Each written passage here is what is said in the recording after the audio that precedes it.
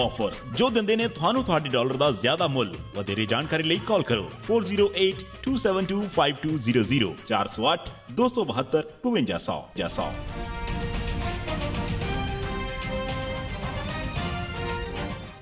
Punjabi radio USA ਸੁਣ ਰਹੇ ਸਾਰੇ ਹੀ ਮਾਣਯੋਗ ਅਤੇ ਸਤਿਕਾਰਤ ਸਰੋਤਿਆਂ ਨੂੰ ਬਹੁਤ ਹੀ ਪਿਆਰ ਸਤਿਕਾਰ ਸਾਹਿਬ ਦੋਨੋਂ ਹੱਥ ਜੋੜ ਕੇ ਨਿੱਘੀ ਜਿਹੀ ਸਤਿ ਸ੍ਰੀ ਅਕਾਲ ਸਭ ਨੂੰ ਜੀ ਆਇਆਂ ਨੂੰ ਆਖਦੇ ਹਾਂ। ਸੋ ਪ੍ਰੋਗਰਾਮ ਖਬਰ ਤੇ ਨਜ਼ਰ ਦੇ ਵਿੱਚ ਆਪ ਸਭ ਦਾ ਨਿੱਘਾ ਸਵਾਗਤ ਕਰਦੇ ਹਾਂ। ਮੇਰੇ ਨਾਲ ਪ੍ਰੋਗਰਾਮ ਖਬਰ ਤੇ ਨਜ਼ਰ ਦੇ ਵਿੱਚ ਜੁੜ ਚੁੱਕੇ ਨੇ ਮਿੰਟੂ ਗੁਰੂਸਰੀਆ ਜੀ ਮਲੋਟ ਸਟੂਡੀਓਜ਼ ਤੋਂ। ਮਿੰਟੂ ਜੀ ਨਿੱਘੀ ਜੀ ਆਇਆਂ ਨੂੰ ਪਿਆਰ ਭਰੀ ਸਤਿ ਸ੍ਰੀ ਅਕਾਲ ਜੀ। ਸ਼ੁਕਰੀਆ ਜੀ ਸਾਰਿਆਂ ਨੂੰ, ਸਤਿ ਸ੍ਰੀ ਅਕਾਲ। ਸਾਡੇ ਅੱਜ ਦੇ ਪ੍ਰੋਗਰਾਮ ਖਬਰ ਤੇ ਨਜ਼ਰ ਉਸ ਨੂੰ ਸਪਾਂਸਰ ਕਰਦੇ ਨੇ ਖਾਲਸਾ ਇੰਸ਼ੋਰੈਂਸ ਏਜੰਸੀ ਵਾਲੇ, ਜਿਨ੍ਹਾਂ ਦੇ ਕੋਲੋਂ ਤੁਸੀਂ ਹਰ ਇੱਕ ਤਰੀਕੇ ਦੀ ਇੰਸ਼ੋਰੈਂਸ ਕਰਵਾ ਸਕਦੇ ਹੋ। ਇੰਸ਼ੋਰੈਂਸ ਬਾਰੇ ਪਤਾ ਕਰਨ ਲਈ ਕਾਲ ਕਰ ਸਕਦੇ ਹੋ ਨੰਬਰ 408 272 2500 ਦੇ ਉੱਤੇ। ਇਸ ਦੇ ਨਾਲ ਨਾਲ Krishan Dhanota university, Jaspal Singh Sacramento, Jassi Gill plumbing ਵਾਲੇ Bakersfield, Gurmukh Singh Johal Bakersfield, Jagtar Singh Anandpuri Union City, GN lube and truck ਵਾਲੇ ਜਿੱਥੋਂ ਤੁਸੀਂ truck wash, oil change, air ਬ੍ਰੇਕਾਂ ਦਾ ਕੰਮ ਕਰਵਾ ਸਕਦੇ ਹੋ। ਨਵੇਂ ਪੁਰਾਣੇ ਟਾਇਰ ਵਾਜਿਬ ਕੀਮਤਾਂ 'ਤੇ ਖਰੀਦ ਸਕਦੇ ਹੋ। ਹੋਰ ਜਾਣਕਾਰੀ ਲਈ ਕਾਲ ਕਰੋ ਨਿਮਾ ਸਹੋਤਾ 209 277 0113 209277701113 ਦੇ ਉੱਤੇ। ਅਤੇ ਨਾਲ ਹੀ ਸ਼ਿਕਾਗੋ ਪੀਜ਼ਾ ਵਿਦ ਟਵਿਸਟ ਵਾਲੇ, ਜਿਨ੍ਹਾਂ ਦੇ ਕੋਲੋਂ ਤੁਸੀਂ ਹਰ ਤਰ੍ਹਾਂ ਦਾ veg, non veg, Indian style pizza ਹੈ ਉਹਨਾਂ ਦੀ ਵੈੱਬਸਾਈਟ ਦੇ ਜ਼ਰੀਏ ਆਰਡਰ ਕਰ ਸਕਦੇ ਹੋ। ਇਹਨਾਂ ਦੀ ਵੈੱਬਸਾਈਟ ਹੈਗੀ ਹੈ ਜੀ www.chicagopizzatwist.com ਦੇ ਉੱਤੇ। ਅਤੇ ਨਾਲ ਹੀ ਤੁਹਾਡੇ ਨਜ਼ਦੀਕੀ ਕਿਹੜੀਆਂ ਲੋਕੇਸ਼ਨ ਆ ਉਸ ਦਾ ਵੀ ਇੱਥੋਂ ਤੁਸੀਂ ਪਤਾ ਕਰ ਸਕਦੇ ਹੋ। ਅਤੇ ਆਰਡਰ ਦੇ ਉੱਤੇ 10% ਡਿਸਕਾਊਂਟ ਲੈਣ ਦੇ ਲਈ ਕੂਪਨ ਕੋਡ 131313 ਉਹ ਇਸਤੇਮਾਲ ਕਰ ਸਕਦੇ ਹੋ। ਅਸੀਂ ਇਹਨਾਂ ਸਾਰਿਆਂ ਦਾ ਧੰਨਵਾਦ ਕਰਦੇ ਹਾਂ। ਜੇਕਰ ਤੁਸੀਂ ਜਾਂ ਕੋਈ ਹੋਰ ਕਾਰੋਬਾਰ ਇਸ ਪ੍ਰੋਗਰਾਮ ਨੂੰ ਸਪਾਂਸਰ ਕਰਨਾ ਚਾਹੁੰਦੇ ਹੋ, ਸੰਪਰਕ ਕਰੋ 408 722 7698 ਦੇ ਉੱਤੇ। ਅਤੇ ਮਿੰਟੂ ਜੀ ਖਬਰਾਂ ਦੇ ਉੱਤੇ ਨਜ਼ਰ ਬਣਾਉਣ ਦਾ ਸਿਲਸਿਲਾ ਕਰਦੇ ਹਾਂ ਜੀ ਸ਼ੁਰੂ। ਕਹਿੰਦੇ ਕੇਜਰੀਵਾਲ ਦੇ ਧਰਨੇ ਖਿਲਾਫ ਵਿਜੇਂਦਰ ਗੁਪਤਾ ਗਏ ਹਾਈਕੋਰਟ। ਦੇਖੋ ਇਹ ਹਾਈਕੋਰਟ ਕਿਹਾ ਤੇ ਇਹਨਾਂ ਦਾ ਜਿਹੜਾ ਸਾਥੀ ਆ ਸਤਿੰਦਰ ਜੈਨ ਉਹ ਹਸਪਤਾਲ ਚਲੇ ਗਿਆ, ਉਹਦੇ ਪਿੱਛੇ ਮਨੀਸ਼ ਸਿਸੋਦੀਆ ਵੀ ਚਲੇ ਗਿਆ। ਯਾਨੀ ਉਹਨਾਂ ਦੀ ਤਬੀਅਤ ਵਿਗੜ ਗਈ। ਇੱਧਰ ਭਾਰਤੀ ਜਨਤਾ ਪਾਰਟੀ ਵਾਲਿਆਂ ਦੀ ਤਬੀਅਤ ਤੇ ਉਦਣ ਦੀ ਵਿਗੜੀ ਹੈ ਜਿੱਦਣ ਦੀ ਇਹਨਾਂ ਨੇ ਜਿੱਦਾਂ ਇਹਨਾਂ ਦੀ ਸੋਚ ਦੇ ਮੁਤਾਬਕ, ਜਿਵੇਂ ਕੇਜਰੀਵਾਲ ਸਾਹਿਬ ਨੇ ਕਿਹਾ ਸੀਗਾ ਕਿ ਅਸੀਂ ਸਰਜੀਕਲ ਸਟ੍ਰਾਈਕ ਕੀਤਾ, ਤਾਂ ਜਿੱਦਣ ਦਾ ਸਰਜੀਕਲ ਸਟ੍ਰਾਈਕ ਹੋਇਆ ਉਦਣ ਦੀ ਇਹਨਾਂ ਦੀ ਭਾਰਤੀ ਜਨਤਾ ਪਾਰਟੀ ਵਾਲਿਆਂ ਦੀ ਵੀ ਤਬੀਅਤ ਵਿਗੜੀ ਹੋਈ ਆ। ਖੈਰ ਉੱਥੇ ਦਿੱਲੀ ਦੇ ਵਿੱਚ ਬੜੀ ਮਾਰਾਮਾਰ ਲੱਗੀ ਆ। ਕੱਲ ਇਹਨਾਂ ਨੇ ਕਿ ਅਸੀਂ ਪ੍ਰਧਾਨ ਮੰਤਰੀ ਦੇ ਨਿਵਾਸ ਤੱਕ ਮਾਰਚ ਕਰਨਾ, ਪਰ ਉਹ ਮਾਰਚ ਜਿਹੜਾ ਕਰ ਨਹੀਂ ਸਕੇ ਕਿਉਂਕਿ ਇਜਾਜ਼ਤ ਨਹੀਂ ਦਿੱਤੀ। ਹਾਲਾਂਕਿ ਇਕੱਠ ਇਹਨਾਂ ਨੇ ਚੰਗਾ ਉੱਥੇ ਜੁਟਾ ਲਿਆ ਸੀਗਾ। ਤਾਂ ਅੱਜ ਵੀ ਸਾਰਾ ਦਿਨ ਇਹੋ ਹੀ ਖਬਰਾਂ ਜਿਹੜੀਆਂ ਦਿੱਲੀ 'ਚ ਭੌਂ ਕੇ ਆਉਂਦੀਆਂ ਰਹੀਆਂ ਕਿ ਅੱਜ ਸਤਿੰਦਰ ਜੈਨ ਸਾਹਿਬ ਹਸਪਤਾਲ ਪਹੁੰਚ ਗਏ, ਹੁਣ ਫਲਾਣਾ ਹਾਈਕੋਰਟ ਪਹੁੰਚ ਗਿਆ, ਫਲਾਣਾ ਫਿਰ ਉਹਦੇ ਪਿੱਛੇ ਹਸਪਤਾਲ ਪਹੁੰਚ ਗਿਆ, ਫਲਾਣੇ ਨੇ ਟਵੀਟ ਕਰ ਦਿੱਤਾ। ਇੱਦਾਂ ਦੀਆਂ ਖਬਰਾਂ ਜਿਹੜੀਆਂ ਉਹ ਲਗਾਤਾਰ ਆਈਆਂ। ਖੈਰ ਹੁਣ ਜੋ ਵਿਜੇਂਦਰ ਗੁਪਤਾ ਉੱਥੇ ਹਾਈਕੋਰਟ ਦੇ ਵਿੱਚ ਗਿਆ, ਉਹਦਾ ਇਹਨੇ ਜਾ ਕੇ ਕਾਰਨ ਇਹ ਦੱਸਿਆ ਕਿ ਦੇਖੋ ਅਰਵਿੰਦ ਕੇਜਰੀਵਾਲ ਹੈ ਜਿਹੜਾ ਉਹ ਜਾ ਕੇ ਉੱਥੇ ਰਾਜਪਾਲ ਦੇ ਘਰ ਬੈਠਾ। ਦਿੱਲੀ ਜਿਹੜੀ ਆ ਉਹ ਇੱਥੇ ਮੁੱਖ ਮੰਤਰੀ ਤੋਂ ਬਗੈਰ ਚੱਲੀ ਜਾਂਦੀ ਆ। ਹਾਲਾਂਕਿ ਇਹ ਆਮ ਆਦਮੀ ਪਾਰਟੀ ਵਾਲੇ ਭਾਰਤੀ ਜਨਤਾ ਪਾਰਟੀ ਨੂੰ ਘੇਰਦੇ ਕਹਿੰਦੇ ਕਿ ਮੁੱਖ ਮੰਤਰੀ ਤੇ ਰਾਜਪਾਲ ਦੇ ਘਰੇ ਬੈਠਾ ਤੇ ਆ ਜਿਹੜੀ ਨੀਤੀ ਆਯੋਗ ਦੀ ਬੈਠਕ ਹੋਈ ਉਹਦੇ 'ਚ LG ਕਿਹਦੀ ਪਰਮਿਸ਼ਨ ਨਾਲ ਗਿਆ ਸੀਗਾ? ਮੁੱਖ ਮੰਤਰੀ ਤੇ ਹੈ ਨੀ ਗਾ, ਤੇ ਮੁੱਖ ਮੰਤਰੀ ਦੀ ਥਾਂ ਤੇ ਤੁਸੀਂ ਆਪਣੇ ਮੁੱਖ ਮੰਤਰੀ ਖੜਾ ਕਰ ਲਿਆ, ਉਹ ਵੀ ਇੱਕ ਵਿਵਾਦ ਬਣਾ ਲਿਆ ਸੀ। ਖੈਰ ਵਿਜੇਂਦਰ ਗੁਪਤਾ ਦੀ ਪਟੀਸ਼ਨ ਤੇ ਨਾਲ ਦੀ ਨਾਲ ਵਿਜੇਂਦਰ ਗੁਪਤਾ ਦੀ ਅਪੀਲ ਤੇ ਉਹਨਾਂ ਨੇ ਸੁਣਵਾਈ ਕੀਤੀ। ਵੈਸੇ ਇਹ ਵੀ ਕਮਾਲ ਦੀ ਗੱਲ ਹੈ ਕਿ ਹਾਈ ਕੋਰਟ ਨੇ ਨਾਲ ਦੀ ਨਾਲ ਉਹ ਪਟੀਸ਼ਨ ਫੜ ਕੇ ਤੇ ਇਹਨਾਂ ਦਾ ਉਹਨਾਂ ਨੇ ਥੋੜਾ ਜਿਹਾ ਝਾੜ ਚੰਬ ਵੀ ਕਰ ਦਿੱਤਾ। ਹਾਈ ਕੋਰਟ ਕਹਿੰਦੀ ਆ ਕਿ ਇਹ ਧਰਨਾ ਲਾਉਣ ਦੀ ਤੁਹਾਨੂੰ ਇਜਾਜ਼ਤ ਕਿਹਨੇ ਦਿੱਤੀ? ਹਾਲਾਂਕਿ ਜਿਹੜੇ ਵਕੀਲ ਸੀਗੇ ਆਮ ਆਦਮੀ ਪਾਰਟੀ ਦੇ ਉਹ ਤਰਕ ਦਲੀਲਾਂ ਵੱਖਰੀਆਂ ਆਪਣੀਆਂ ਦਿੰਦੇ ਰਹੇ ਆ, ਪਰ ਉਹ ਕਹਿੰਦੇ ਕਿ ਇਹ ਅਨੁਮਤੀ ਕਿਹਨੇ ਦਿੱਤੀ ਆ, ਇਸ ਧਰਨੇ ਦੀ ਆਗਿਆ ਕਿਹਨੇ ਦਿੱਤੀ ਹੈ ਇਹਨਾਂ ਨੂੰ ਉੱਥੇ ਜਾ ਕੇ ਬਹਿ ਜਾਣ ਦੀ? ਕਿਉਂਕਿ ਰਾਜ ਭਵਨ ਹੈ ਜਿਹੜਾ ਉਹ ਰਾਜਪਾਲ ਦਾ ਘਰ ਵੀ ਆ, ਰਾਜਪਾਲ ਦਾ ਦਫ਼ਤਰ ਵੀ ਆ। ਖੈਰ ਇਸ ਮਾਮਲੇ ਤੇ ਵਿਜੇਂਦਰ ਗੁਪਤਾ ਦੀ ਜਿਹੜੀ ਇਹ ਪਟੀਸ਼ਨ ਸੀਗੀ ਉਹ ਇੰਨੀ ਕੁ ਅੱਗੇ ਪਹੁੰਚੀ ਆ ਕਿ ਹਾਈ ਕੋਰਟ ਨੇ ਕਾਫੀ ਤਲਖ ਟਿੱਪਣੀਆਂ ਕੀਤੀਆਂ। ਕਹਿਣ ਦਾ ਮਤਲਬ ਇਹ ਆ ਕਿ ਇਹਨਾਂ ਦੇ ਧਰਨੇ ਨੂੰ ਉਹਨਾਂ ਨੇ ਇੱਕ ਤਰ੍ਹਾਂ ਨਾਲ ਕਰੀਏ ਗੈਰ ਵਾਜਬ ਜਾਂ ਗੈਰ ਕਾਨੂੰਨੀ ਕਰਾਰ ਦਿੱਤਾ ਕਿ ਤੁਹਾਡਾ ਇਹ ਫੈਸਲਾ ਆਪਣਾ ਸੀ ਜਾਂ ਕੈਬਨਿਟ ਦਾ ਫੈਸਲਾ ਸੀ, ਪਹਿਲਾਂ ਤੇ ਇਹ ਗੱਲ ਦੱਸੋ। ਇਹਨਾਂ ਦੇ ਵਕੀਲ ਹੈ ਜਿਹੜੇ ਉਹ ਕਹਿੰਦੇ ਜੀ IS ਦੇ ਜਿਹੜੇ ਅਧਿਕਾਰੀ ਆ ਉਹ ਮੀਟਿੰਗ 'ਚ ਹਿੱਸਾ ਨਹੀਂ ਲੈਂਦੇ, ਇਹ ਆ ਉਹ ਆ ਜੋ ਆ। ਉਹ ਕਹਿੰਦੇ ਤੁਸੀਂ ਇਹਨਾਂ ਗੱਲਾਂ ਨੂੰ ਛੱਡੋ, ਬਸ ਇਹ ਦੱਸੋ ਕਿ ਇਹ ਧਰਨਾ ਕਿਉਂ ਦਿੱਤਾ ਜਾ ਰਿਹਾ ਇੱਥੇ ਰਾਜਪਾਲ ਦੇ ਘਰ ਦੇ ਵਿੱਚ? ਕਿਉਂਕਿ ਜਿੱਥੇ ਰਾਜਪਾਲ ਦੀ ਰਿਹਾਇਸ਼ ਹੁੰਦੀ ਹੈ ਉੱਥੇ ਉਹਦਾ ਦਫ਼ਤਰ ਹੁੰਦਾ। ਖੈਰ ਇਹ ਆਪਣੇ ਆਪ ਦੇ ਵਿੱਚ ਵੈਸੇ ਬੜੀ ਵਿਚਿੱਤਰ ਜੀ ਗੱਲ ਆ ਕਿ ਜਿਹੜਾ ਬੰਦਾ ਉੱਥੇ ਪਟੀਸ਼ਨ ਲੈ ਕੇ ਗਿਆ ਵਿਜੇਂਦਰ ਗੁਪਤਾ ਜੀ ਦੀ ਪਟੀਸ਼ਨ ਤੇ ਸੁਣਵਾਈ ਕਰਦੇ ਹਾਈ ਕੋਰਟ ਇਸ ਤਰ੍ਹਾਂ ਦੇ ਉਹ ਬੋਲੇ ਛੱਡਦੀ ਪਈ ਆ, ਉਸੇ ਹਾਈ ਕੋਰਟ ਦੇ ਵਿੱਚ ਪੁੱਜਿਆ ਬੰਦਾ ਕੁਝ ਦਿਨ ਪਹਿਲਾਂ ਜਾ ਕੇ ਮੁੱਖ ਮੰਤਰੀ ਦੇ ਦਫ਼ਤਰ ਦੇ ਬਾਹਰ ਧਰਨੇ ਤੇ ਬਹਿ ਗਿਆ ਸੀਗਾ, ਜਿੱਦਣ ਮਨਜਿੰਦਰ ਸਿਰਸੇਵਾਲ। ਮਤਲਬ ਕਿ ਜਿਹੜਾ ਜਾ ਕੇ ਉੱਥੇ ਉਸ ਧਰਨੇ ਨੂੰ ਕਹਿ ਰਿਹਾ ਕਿ ਗਲਤ ਆ, ਉਹ ਆਪ ਵੀ ਮੁੱਖ ਮੰਤਰੀ ਦੇ ਦਫ਼ਤਰ ਦੇ ਅੱਗੇ ਧਰਨਾ ਦੇ ਕੇ ਗਿਆ ਥੋੜੇ ਦਿਨ ਪਹਿਲਾਂ। ਇਹ ਆਪਣੇ ਆਪ ਦੇ ਵਿੱਚ ਬੜਾ ਵਿਚਿੱਤਰ ਜਿਹਾ ਕੰਮ ਹੋਇਆ ਪਿਆ। ਖੈਰ ਇਹ ਸਾਰਾ ਕੁਛ ਹੈ ਜਿਹੜਾ ਉੱਥੇ ਚੱਲੀ ਜਾਂਦਾ। ਹਾਲਾਂਕਿ ਕੁਛ ਮੁੱਖ ਮੰਤਰੀ ਹੈ ਜਿਹੜੇ 3-4 ਜਿਹਦੇ ਚ ਮਮਤਾ ਬੈਨਰਜੀ, ਕੁਮਾਰ ਸਵਾਮੀ, ਚੰਦਰ ਬਾਬੂ ਨਾਇਡੂ, ਉਹ ਮਿਲਣ ਵੀ ਆਏ ਪਰ ਮਿਲ ਨਹੀਂ ਦਿੱਤਾ ਗਿਆ ਅਰਵਿੰਦ ਕੇਜਰੀਵਾਲ ਦੇ ਨਾਲ ਪੁਲਿਸ ਵਾਲਿਆਂ ਵੱਲੋਂ। ਫਿਰ ਉਹ ਇਹਦੀ ਪਤਨੀ ਨੂੰ ਜਾ ਕੇ ਘਰ ਚ ਮਿਲਿਆ। ਉਹ ਆਪਣੀ ਥਾਂ ਤੇ ਰਾਜਨੀਤੀ ਚੱਲਦੀ ਪਈ ਆ। ਹਾਲਾਂਕਿ ਕਾਂਗਰਸ ਤੇ ਵੀ ਦਬਾਅ ਆ ਗਿਆ ਕਿ ਤੁਸੀਂ ਕਿਉਂ ਨਹੀਂ ਜੇ ਬੋਲਦੇ ਪਏ, ਉਹਦਾ ਤੁਸੀਂ ਕਹਿੰਦੇ ਕੋਈ ਭਾਰਤੀ ਜਨਤਾ ਪਾਰਟੀ ਏਦਾਂ, ਭਾਰਤੀ ਜਨਤਾ ਪਾਰਟੀ ਓਦਾਂ। ਤਾਂ ਕਾਂਗਰਸ ਵਾਲੇ ਕਹਿੰਦੇ ਕਿ ਦੇਖੋ ਅਸੀਂ ਕਿਵੇਂ ਕਹਿ ਦਈਏ, ਉਹ ਕਹਿੰਦੇ ਕਿ ਹੁਣ ਦੇਖੋ ਜਿੱਦਾਂ ਮਮਤਾ ਬੈਨਰਜੀ ਕਹਿੰਦੀ ਹੈ ਕਿ ਤੁਸੀਂ ਬੋਲੋ, ਤਾਂ ਮਮਤਾ ਬੈਨਰਜੀ ਨੂੰ ਅਸੀਂ ਪੁੱਛਦੇ ਹਾਂ ਕਿ ਤੂੰ ਕਾਮਰੇਡਾਂ ਦੇ ਨਾਲ ਉੱਥੇ ਪੱਛਮੀ ਬੰਗਾਲ ਦੇ ਵਿੱਚ ਮਿਲ ਕੇ ਚੱਲ ਪਏਂਗੀ, ਸੋ ਅਸੀਂ ਦਿੱਲੀ 'ਚ ਇਹਨਾਂ ਦੇ ਨਾਲ ਕਿਵੇਂ ਮਿਲ ਕੇ ਚੱਲੀਏ। ਸੋ ਇਹਨਾਂ ਨੇ ਕਾਂਗਰਸੀਆਂ ਨੇ ਆਪਣੇ ਪੱਧਰ ਤੇ ਜਵਾਬ ਦਿੱਤਾ। ਪਰ ਇਸ ਮਾਮਲੇ ਦੇ ਵਿੱਚ ਸਭ ਤੋਂ ਵੱਡੀ ਅਪਡੇਟ ਜਿਹੜੀ ਅੱਜ ਦੇ ਦਿਨ ਦੀ ਰਹੀ ਆ ਉਹ ਇਹ ਆ ਕਿ ਅੰਤ ਦੇ ਵਿੱਚ ਇਹਨਾਂ ਦੀ ਸੁਲਹ ਸਫਾਈ ਦਾ ਮੁੱਢ ਵੱਜ ਗਿਆ। ਅਰਵਿੰਦ ਕੇਜਰੀਵਾਲ ਨੇ ਇੱਕ ਟਵੀਟ ਕੀਤਾ, ਟਵੀਟ ਕਰਕੇ ਅਪੀਲ ਕੀਤੀ ਕਿ ਭਾਈ ਤੁਸੀਂ ਸਾਨੂੰ ਸਹਿਯੋਗ ਦਿਓ। ਮੈਂ ਵਚਨਬੱਧਤਾ ਦੁਹਰਾਉਣਾ ਕਿ ਤੁਹਾਡੀ ਸਿਕਿਉਰਿਟੀ ਦਾ ਪੂਰਾ ਖਿਆਲ ਰੱਖਾਂਗੇ। IAS ਅਫਸਰਾਂ ਨੂੰ ਇਹਨੇ ਅਪੀਲ ਕੀਤੀ ਤੇ ਉਹਨਾਂ ਆਖਿਆ ਕਿ ਅਸੀਂ ਇਸ ਅਪੀਲ ਦਾ ਇਸਤਕਬਾਲ ਕਰਦੇ ਹਾਂ ਤੇ ਕੋਈ ਗੱਲ ਨਹੀਂ, ਅਸੀਂ ਗੱਲਬਾਤ ਲਈ ਜਾਵਾਂਗੇ। ਯਾਨੀ ਗੱਲ ਬਣਦੀ ਪਈ ਆ, ਦੋਵੇਂ ਧਿਰਾਂ ਜਿਹੜੀਆਂ ਕਿਤੇ ਨਾ ਕਿਤੇ ਨਰਮ ਹੋਈਆਂ। ਪਰ ਸਵਾਲ ਸਭ ਤੋਂ ਵੱਡਾ ਇਹੋ ਹੀ ਉੱਠਦਾ ਕਿ ਅਰਵਿੰਦ ਕੇਜਰੀਵਾਲ ਨੇ ਜੇ ਅਪੀਲ ਕਰਨੀ ਸੀ ਤੇ ਥੋੜੇ ਦਿਨ ਪਹਿਲਾਂ ਕਰ ਲੈਂਦਾ। 4 ਮਹੀਨੇ ਵਿੱਚ ਪਾਉਣ ਦੀ ਕੀ ਲੋੜ ਸੀਗੀ?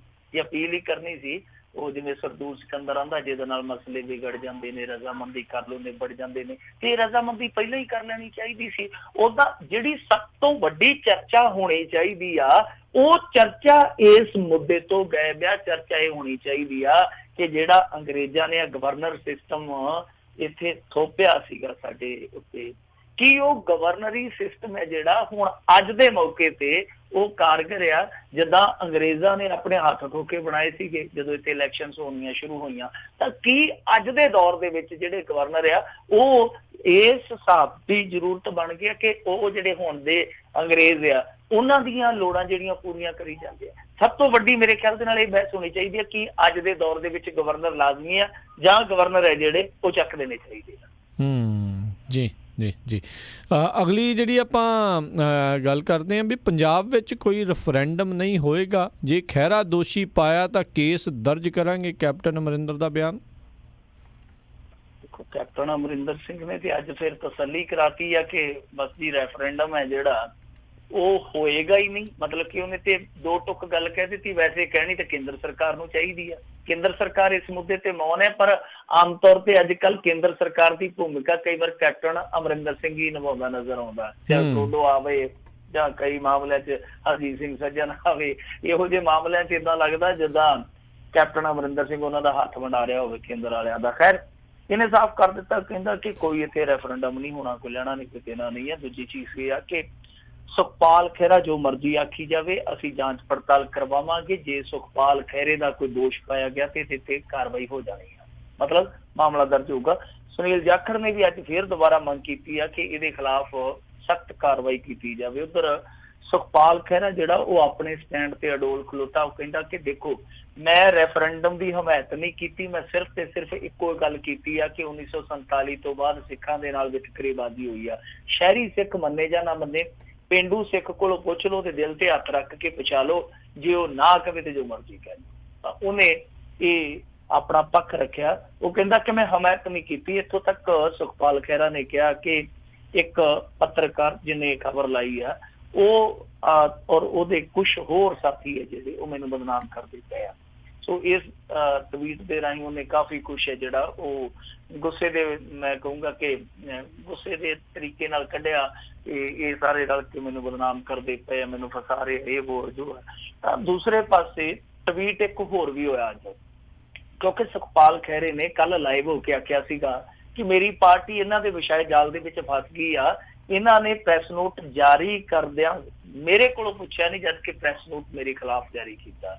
ਤਾਂ ਇਹਨਾਂ ਦਾ ਜਿਹੜਾ ਉਹ ਸਹਿ ਪ੍ਰਧਾਨ ਆ ਬਲਵੀਰ ਸਿੰਘ, ਉਹਨੇ ਚੱਕ ਕੇ ਅੱਜ ਟਵੀਟ ਕਰ ਦਿੱਤਾ ਤੇ ਨਾਲ ਇਹਦਾ ਨੰਬਰ ਵੀ ਪਾ ਦਿੱਤਾ। ਕਹਿੰਦਾ ਸੁਖਪਾਲ ਸਿੰਘ ਖਹਿਰਾ ਜੀ ਤੁਹਾਡਾ ਨੰਬਰ ਸ਼ਾਇਦ ਆਹੀ ਹੈ ਤੇ ਇੱਥੇ ਮੈਂ 5 ਵਾਰੀ ਕਾਲ ਕੀਤੀ ਸੀਗੀ, ਤਾਂ ਇੱਕ ਦਫਾ ਤੁਹਾਡੇ ਪੀਏ ਨੇ ਚੁੱਕੀ, ਤਾਂ ਉਸ ਤੋਂ ਬਾਅਦ ਉਹ ਕਹਿੰਦਾ ਕਿ ਸੁਖਪਾਲ ਖਹਿਰਾ ਬਿਜ਼ੀ ਹੈ ਪਰ ਠੀਕ ਠਾਕ ਆ। ਮਤਲਬ ਕਿ ਆਪ ਦਾ ਵੀ ਇਹਨਾਂ ਦਾ ਖੱਖੜਖਈਆ ਜਿਹੜਾ ਉਹ ਕਾਫੀ ਵੱਡੇ ਪੱਧਰ ਤੇ ਪਿਆ ਖਲੋਤਾ। ਇਸ ਮਾਮਲੇ ਦੇ ਵਿੱਚ ਸੁਖਪਾਲ ਖਹਿਰਾ ਇਸ ਤਰ੍ਹਾਂ ਲੱਗਦਾ ਕਿ ਇਕੱਲਾ ਰਹਿ ਗਿਆ, ਕਿਉਂਕਿ ਅਮਨ ਅਰੋੜਾ ਨੂੰ ਪੱਤਰਕਾਰਾਂ ਨੇ ਪੁੱਛਿਆ ਤੇ ਅਮਨ ਅਰੋੜਾ ਕਹਿੰਦਾ ਦੇਖੋ ਜੀ ਇਹ ਸੁਖਪਾਲ ਖਹਿਰਾ ਦੀ ਨਿੱਜੀ ਰਾਏ ਹੋ ਸਕਦੀ ਹੈ। ਸੋ ਸੁਖਪਾਲ ਖਹਿਰਾ ਇਕੱਲਾ ਹੀ ਲੜਾਈ ਲੜਦਾ ਪਿਆ, ਪਰ ਉਹਦੇ ਜਿਹੜੇ ਪੁਰਾਣੇ ਸਾਥੀ ਆ ਬੈਂਸੁਰੀ ਤੁਹਾਨੂੰ ਪਤਾ ਵੈਸੇ ਵੀ ਯਾਰੀ ਘੱਟ ਹੀ ਛੱਡਦੇ, ਸਿੱਧੂ ਬੈਂਸ ਇਹ ਸੁਖਪਾਲ ਖਹਿਰਾ ਇਹ ਅੰਦਰ ਖਾਤੇ ਨਿਭਾਈ ਜਾਂਦੇ ਆਪੋ ਆਪਣੀਆਂ ਲਿਆਜ਼ਾਂ। ਤਾਂ ਜਿਹੜਾ ਸਿਮਰਨਜੀਤ ਬੈਂਸ ਆ ਉਹਨੇ ਅੱਜ ਇਹ ਗੱਲ ਠੋਕ ਵਜਾ ਕੇ ਕਹੀ ਹੈ ਕਿ ਸੁਖਪਾਲ ਖਹਿਰੇ ਨੇ ਕੋਈ ਗਲਤ ਗੱਲ ਨਹੀਂ ਕਹੀ। ਇਹ ਵੇਖਣਾ ਚਾਹੀਦਾ ਹੈ, ਵਾਚਣਾ ਚਾਹੀਦਾ ਕਿ ਇਹ ਨੌਬਤਾਂ ਕਿਉਂ ਆਈਆਂ। ਮਤਲਬ ਜਿੱਦਾਂ ਸੁਖਪਾਲ ਖਹਿਰਾ ਕਹਿ ਰਿਹਾ ਕਿ ਮੈਂ ਸਿਰਫ ਇੰਨੀ ਗੱਲ ਕਹੀ ਸੀਗੀ ਕਿ ਰੈਫਰੈਂਡਮ ਜਿਹੜਾ ਵਾ ਉਹ ਜੇ ਹੋਂਦ ਚ ਆਇਆ ਤਾਂ ਉਹਦੇ ਕਾਰਨ ਕੀ ਰਹੇ ਆ, ਜੇ ਏਦਾਂ ਦੀ ਮੰਗ ਉਠਾਈ ਜਾ ਰਹੀ ਹੈ ਉਹਦੇ ਕਾਰਨ ਕੀ ਰਹੇ ਆ, ਇਹ ਦੇਖਣੇ ਚਾਹੀਦੇ, ਸਮਝਣੇ ਚਾਹੀਦੇ ਆ, ਕਿਉਂਕਿ ਸਿੱਖਾਂ ਦੇ ਨਾਲ ਵਿਤਕਰੇਬਾਜ਼ੀ ਹੋਈ ਹੈ। ਸੋ ਇਸ ਗੱਲ ਦੇ ਨਾਲ ਤੇ ਹਰੇਕ ਨੂੰ ਸਹਿਮਤ ਹੋਣਾ ਪਊਗਾ, ਪਰ ਗਰਾਰੀ ਇੱਥੇ ਆ ਕੇ ਅੜਦੀ ਆ ਕਿ ਕੀ ਸੁਖਪਾਲ ਖਹਿਰੇ ਨੇ ਹਮਾਇਤ ਕੀਤੀ ਸੀ ਜਾਂ ਨਹੀਂ। ਤਾਂ ਮੇਰੇ ਖਿਆਲ ਦੇ ਨਾਲ ਜਿਹੜੇ ਅੰਗਰੇਜ਼ੀ ਅਖਬਾਰ ਨੇ ਪਹਿਲੀ ਖਬਰ ਲਾਈ ਸੀਗੀ ਉਹਨੂੰ ਰਿਕਾਰਡਿੰਗ ਪੇਸ਼ ਕਰਨੀ ਚਾਹੀਦੀ ਹੈ, ਕਿਉਂਕਿ ਸਿੱਧੇ ਤੌਰ ਤੇ ਸੁਖਪਾਲ ਖਹਿਰਾ ਨੇ ਉਹਨਾਂ ਦੀ ਕ੍ਰੈਡੀਬਿਲਿਟੀ ਨੂੰ ਇੱਥੇ ਸਵਾਲਾਂ ਦੇ ਘੇਰੇ 'ਚ ਖੜਾ ਕੀਤਾ। ਜੇ ਉਹਨਾਂ ਦੇ ਕੋਲ ਔਨ ਰਿਕਾਰਡ ਹੈ ਕੋਈ ਗੱਲ ਤੇ ਉਹ ਜ਼ਾਹਰ ਕਰਕੇ ਸਾਰਾ ਮਸਲਾ ਜਿਹੜਾ ਉਹ ਸਾਫ਼ ਕਰ ਦੇਣ। ਪਰ ਦੂਜੇ ਪਾਸੇ ਜਿੱਦਾਂ ਕੈਪਟਨ ਅਮਰਿੰਦਰ ਸਿੰਘ ਕਹੀ ਜਾਂਦਾ ਕਿ ਜੀ ਰੈਫਰੈਂਡਮ ਇੱਥੇ ਹੋ ਨਹੀਂ ਸਕਦਾ, ਹੋਣ ਨਹੀਂ ਦਿਆਂਗੇ ਜੋ ਆ, ਦੇਖੋ ਇਹ ਸ਼ਾਇਦ ਕੈਪਟਨ ਅਮਰਿੰਦਰ ਸਿੰਘ ਨੂੰ ਯਾਦ ਨਾ ਹੋਵੇ ਜਾਂ ਇਹਨਾਂ ਨੂੰ ਪਤਾ ਨਾ ਹੋਵੇ, ਦੋਵਾਂ 'ਚ ਇੱਕ ਚੀਜ਼ ਹੋ ਸਕਦੀ, ਕਿਉਂਕਿ ਬਹੁਤ ਪੜ੍ਹੇ ਲਿਖੇ ਆ, ਹੋ ਸਕਦਾ ਮੌਜੂਦ ਸਾਥ ਵੀ ਪੜ੍ਹੇ ਕਈ ਵਾਰ ਥੋੜਾ ਜਿਹਾ ਅਵੇਸਲੇ ਹੋ ਜਾਂਦੇ ਆ। ਰੈਫਰੈਂਡਮ ਇੰਡੀਆ ਦੇ ਵਿੱਚ ਹੋ ਚੁੱਕੇ ਆ ਔਰ ਰੈਫਰੈਂਡਮ ਜਿਹੜੇ ਆ ਉਹ ਆਜ਼ਾਦੀ ਤੋਂ ਬਾਅਦ ਹੋਏ ਗਏ ਆ ਇੰਡੀਆ ਦੇ ਵਿੱਚ। ਹੁਣ ਦੇਖੋ ਪਹਿਲਾ ਰੈਫਰੈਂਡਮ ਜਿਹੜਾ ਹੋਇਆ ਸੀਗਾ ਉਹ ਜੂਨਾਗੜ੍ਹ ਦੇ ਵਿੱਚ ਹੋਇਆ ਸੀ, ਜਿਹੜਾ ਅੱਜ ਦਾ ਗੁਜਰਾਤ ਆ 1948 ਦੇ ਵਿੱਚ ਜੀ। ਦੂਸਰਾ ਰੈਫਰੈਂਡਮ ਹੋਇਆ ਸੀ 1975 ਦੇ ਵਿੱਚ ਸਿੱਕਮ ਦੇ ਅੰਦਰ। ਦੋਨੇ ਰੈਫਰੈਂਡਮ ਜਿਹੜੇ ਆ ਉਹ ਇੰਡੀਆ ਦੇ ਹੱਕ 'ਚ ਗਏ ਸੀ। ਔਰ ਤੀਸਰਾ ਰੈਫਰੈਂਡਮ ਵੀ ਹੋ ਚੱਲਿਆ ਸੀਗਾ, ਉਹ ਇੰਡੀਆ ਦੀ ਖੁਸ਼ਕਿਸਮਤੀ ਆ ਕਿ ਜਿਨ੍ਹਾਂ ਨੇ ਪ੍ਰਵਾਨ ਨਹੀਂ ਸੀ ਕੀਤਾ। ਨਹਿਰੂ ਨੇ 1948 ਦੇ ਵਿੱਚ ਪ੍ਰਪੋਜ਼ਲ ਘੱਲਤਾ ਸੀਗਾ ਕਿ ਕਸ਼ਮੀਰ ਦਾ ਮਾਮਲਾ ਵੀ ਆਪਾਂ ਰੈਫਰੈਂਡਮ ਦੇ ਜ਼ਰੀਏ ਨਿਬੇੜ ਦਈਏ। ਸੋ ਇਹ ਹੁਣ ਰੈਫਰੈਂਡਮ ਜੇ ਹੋਏ ਆ ਇੰਡੀਆ 'ਚ ਤੇ ਇਹਨੂੰ ਪੁੱਛਣ ਵਾਲਾ ਹੋਵੇ ਕੈਪਟਨ ਅਮਰਿੰਦਰ ਸਿੰਘ ਨੂੰ ਕਿ ਉਸ ਰੈਫਰੈਂਡਮ ਦੇ ਵਿੱਚ ਜਿਹੜੇ ਲੋਕ ਇੰਡੀਆ ਦੇ ਅਗੇਂਸਟ ਗਏ ਸੀ, ਹਾਲਾਂਕਿ ਰਹਿ ਤੇ ਇੰਡੀਆ 'ਚ ਹੀ ਆ, ਤਾਂ ਜਿਨ੍ਹਾਂ ਨੇ ਇੰਡੀਆ ਦੇ ਅਗੇਂਸਟ ਰੈਫਰੈਂਡਮ ਦੇ ਵਿੱਚ ਵੋਟ ਕੀਤੀ ਸੀ, ਕੀ ਤੁਸੀਂ ਚੁੱਕ ਕੇ ਉਹਨਾਂ ਨੂੰ ਸਾਰਿਆਂ ਨੂੰ ਅੰਦਰ ਸੁੱਟਤਾ ਸੀਗਾ? ਸੋ ਰੈਫਰੈਂਡਮ ਦੀ ਗੱਲ ਹੀ ਹੋ ਰਹੀ ਆ, ਰੈਫਰੈਂਡਮ ਕੋਈ ਉੱਤੇ ਡਿੱਗ ਚੱਲਿਆ। ਰੈਫਰੈਂਡਮ ਦੀ ਚਰਚਾ ਕਿਊਬਕ ਦੇ ਵਿੱਚ ਵੀ ਚੱਲਦੀ ਆ ਔਰ ਇਰਾਕ ਦੇ ਵਿੱਚ ਵੀ ਚੱਲਦੀ ਆ, ਕੁਰਦਿਸ਼ ਲੋਕ ਵੀ ਕਰੀ ਜਾਂਦੇ ਆ, ਸਪੇਨ ਦੇ ਵਿੱਚ ਵੀ ਚੱਲਦੀ ਆ, ਸਾਰੇ ਪਾਸੇ ਚੱਲਦੀ ਆ। ਆਹ ਗੱਲ ਕਹਿਣੀ ਕਿ ਇਹਨੂੰ ਚੁੱਕ ਲੋ ਮੇਰੇ ਖਿਆਲ ਦੇ ਨਾਲ ਇਹ ਬਹੁਤ ਡੈਮੋਕ੍ਰੇਸੀ ਦਾ ਨਾ ਮੈਂ ਕਹੂੰਗਾ ਕਿ ਇੱਕ ਵੱਖਰਾ ਜਿਹਾ ਨਜ਼ਾਰਾ ਸਾਨੂੰ ਵੇਖਣ ਨੂੰ ਮਿਲਦਾ ਕਿ ਜਿੱਥੇ ਰੈਫਰੈਂਡਮ ਦੇ ਨਾਂ ਤੋਂ ਵੀ ਡਰ ਹੁੰਦਾ, ਜਿਹੜਾ ਕਿ ਸਭ ਤੋਂ ਸ਼ਾਂਤੀਪੂਰਵਕ ਤਰੀਕਾ ਸਮਝਿਆ ਜਾਂਦਾ ਕਿਸੇ ਵੀ ਸਟੇਟ ਦੇ ਨਾਲ ਆਪਣੀ ਅਲੱਗਗੀ ਜਤਾਉਣ ਦਾ। ਜੀ ਬਿਲਕੁਲ, ਇਹ ਕੋਈ ਨਵੀਂ ਚੀਜ਼ ਨਹੀਂ ਤੇ ਕੋਈ ਨਵੇਕਲੀ ਚੀਜ਼ ਨਹੀਂ ਆ, ਇਹ ਹੁੰਦੇ ਹੀ ਆਏ ਨੇ ਤੇ ਹੁੰਦੇ ਵੀ ਰਹਿਣੇ ਨੇ। ਅਗਲੀ ਜਿਹੜੀ ਆਪਾਂ ਮਿੰਟੂ ਜੀ ਗੱਲ ਕਰਦੇ ਹਾਂ ਵੀ ਪੰਜਾਬ ਦੀਆਂ ਸਾਰੀਆਂ ਬੱਸਾਂ 'ਚ ਲੱਗੇਗਾ GPS ਸਿਸਟਮ।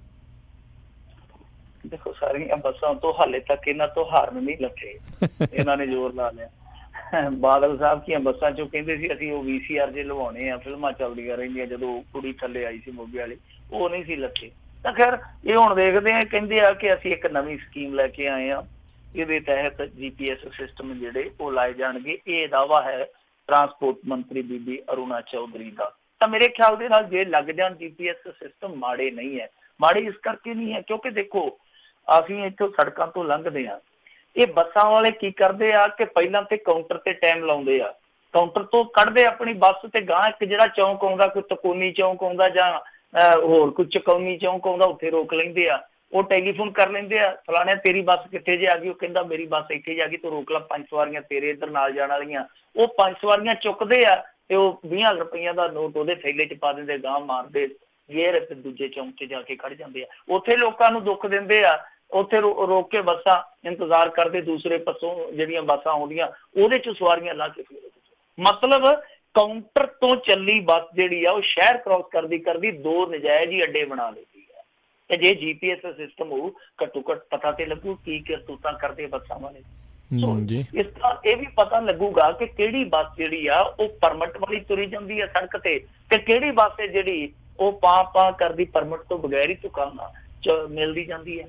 ਇਹ ਸਾਰੀਆਂ ਚੀਜ਼ਾਂ ਜਿਹੜੀਆਂ ਉਹ ਬਹੁਤ ਵਧੀਆ ਤਰੀਕੇ ਨਾਲ ਪਤਾ ਕੀਤੀਆਂ ਜਾ ਸਕਦੀਆਂ। ਪਰ ਜੇ GPS ਸਿਸਟਮ ਲਾ ਕੇ ਇਹਨਾਂ ਚੀਜ਼ਾਂ ਨੂੰ ਵੇਖਿਆ ਜਾ ਸਕਦਾ ਤਾਂ ਫਿਰ ਆ ਜਿਹੜੇ ਰੇਤਾ ਢੂੰਦੇ ਆ ਟਿੱਪਰ, ਇਹਨਾਂ ਦੇ ਵਿੱਚ ਵੀ GPS ਸਿਸਟਮ ਲਾ ਦੇਣਾ ਚਾਹੀਦਾ ਤਾਂ ਕਿ ਪਤਾ ਲੱਗ ਜੇ ਕਿ ਕਿਹੜੀ ਮਾਈਨਿੰਗ ਜਿਹੜੀ ਹੈ ਉਹ ਲੀਗਲ ਢੰਗ ਨਾਲ ਹੁੰਦੀ ਹੈ, ਕਿਹੜਾ ਟਿੱਪਰ ਹੈ ਜਿਹੜਾ ਉਹ GPS ਸਿਸਟਮ ਨਾਲ ਚੱਲੀ ਜਾਂਦਾ ਤੇ ਕਿਹੜਾ ਉਹਦਾ ਸਿਸਟਮ ਨਾਲ ਹੀ ਚੱਲੀ ਜਾਂਦਾ ਦੂਸਰਾ ਸਿਸਟਮ ਹੈ ਜਿਹੜਾ।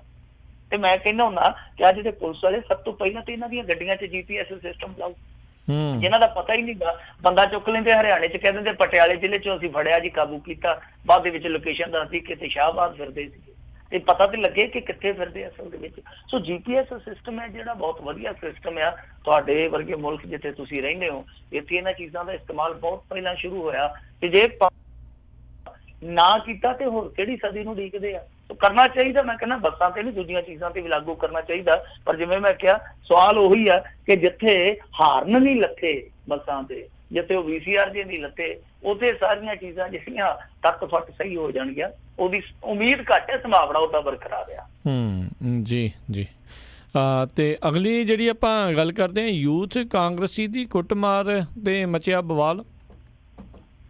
ਦੇਖੋ ਇਹ ਯੂਥ ਕਾਂਗਰਸੀ ਸੀਗਾ ਜਿਹੜਾ ਇਹ ਧੂਰੀ ਇਲਾਕੇ ਦਾ ਸੀਗਾ ਤੇ ਬਲਾਕ ਪ੍ਰਧਾਨ ਸੀ ਮੇਰੇ ਖਿਆਲ ਦੇ ਨਾਲ, ਮੁੰਡਾ ਖੁੰਡਾ ਹੀ ਆ, ਇਹਦਾ ਨਾਂ ਮਿੱਠੂ ਲੱਡਾ। ਇਹਨਾਂ ਨੇ ਕੋਈ ਧਰਨਾ ਲਾਇਆ ਸੀਗਾ, ਕੋਈ ਇਹਨਾਂ ਦੇ ਪਿੰਡ ਦਾ ਝਗੜਾ ਸੀਗਾ ਤਾਂ ਉਸ ਮੁਤਲਕ ਇਹਨਾਂ ਨੇ ਜਾ ਕੇ ਉੱਥੇ ਥਾਣੇ ਦੇ ਬਾਹਰ ਦੇ ਵਿੱਚ ਇੱਕ ਰੋਸ ਮੁਜ਼ਾਹਰਾ ਕੀਤਾ ਸੀ, ਛੋਟਾ ਜਿਹਾ ਧਰਨਾ ਲਾਇਆ ਸੀਗਾ।